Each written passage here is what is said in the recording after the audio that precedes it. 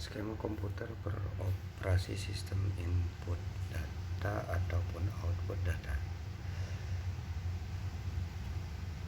Ada skema komputer dari data input, kemudian central processing unit CPU, dan data output.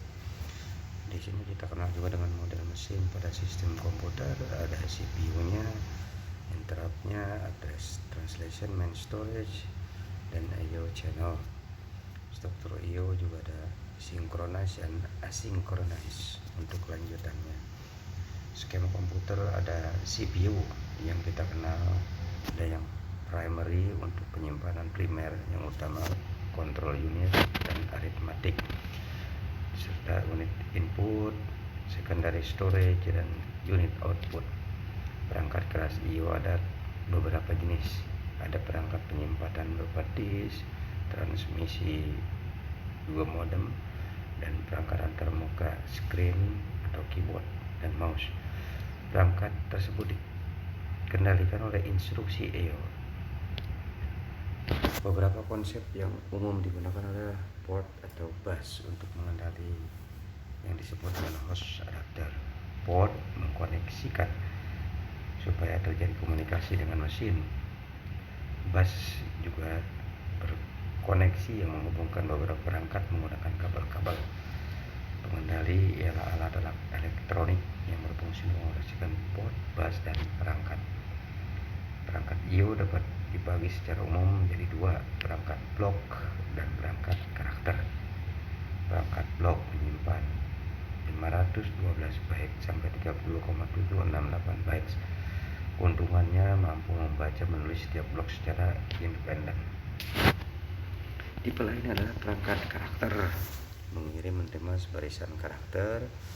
Contoh yaitu kriteria clock yang tidak memiliki alamat juga tidak bisa mengirim dan menerima barisan karakter. Kemudian adalah pengendali perangkat, yaitu mengandung komponen mekanis dan elektronis, juga kan itu pengendali berupa penghubung. Peralatan input dibagi dua golongan, input langsung dan tidak langsung, yang kita kenal dengan remote job entry atau remote batch terminal. Alat input langsung berupa keyboard, printing device, scanner, dan alat input tidak langsung yaitu key to card, key to tape, key to disk. Input hardware yaitu mengkombinasikan storage supaya dapat ditransmisikan ke dalam storage hardware berupa monitor. Dan di sini juga ada voice recognition, handwriting, modem.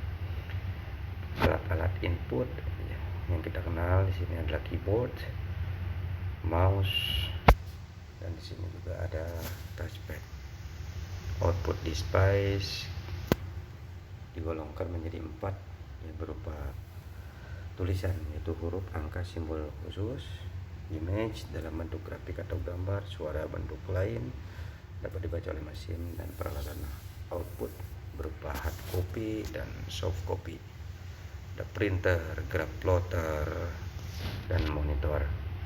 Bus juga struktur logik komputer pribadi memiliki sebuah bus tunggal yang digunakan untuk menghubungkan CPU.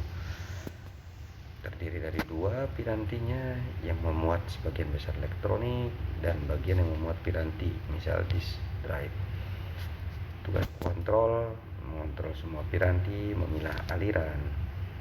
Ada interrupt handler, yaitu apabila suatu transfer selesai maka pengontrol biasa menyebabkan suatu interrupt yang memaksa CPU untuk menunda menjalankan programnya.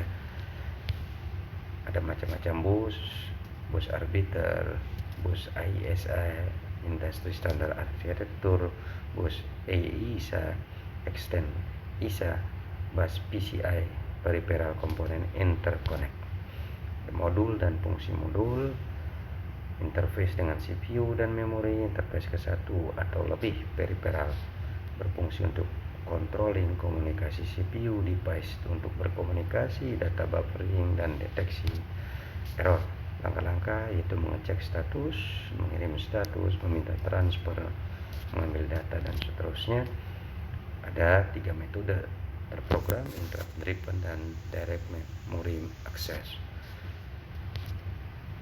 Sini telah dijelaskan ketiga hal tersebut. Kemudian interfacing suatu alat untuk menghubungkan suatu piranti dengan CPU melalui bus. Macam-macam fungsi detail interfacing, komponennya ada device dependent dan independent, strukturnya register dan bus, sistem prosesornya yaitu purpose komputer yang berisi sebuah saluran DMA CPU tersendiri dan menjalankan secara paralel. Demikianlah penjelasan dari saya. Wassalamualaikum warahmatullahi wabarakatuh.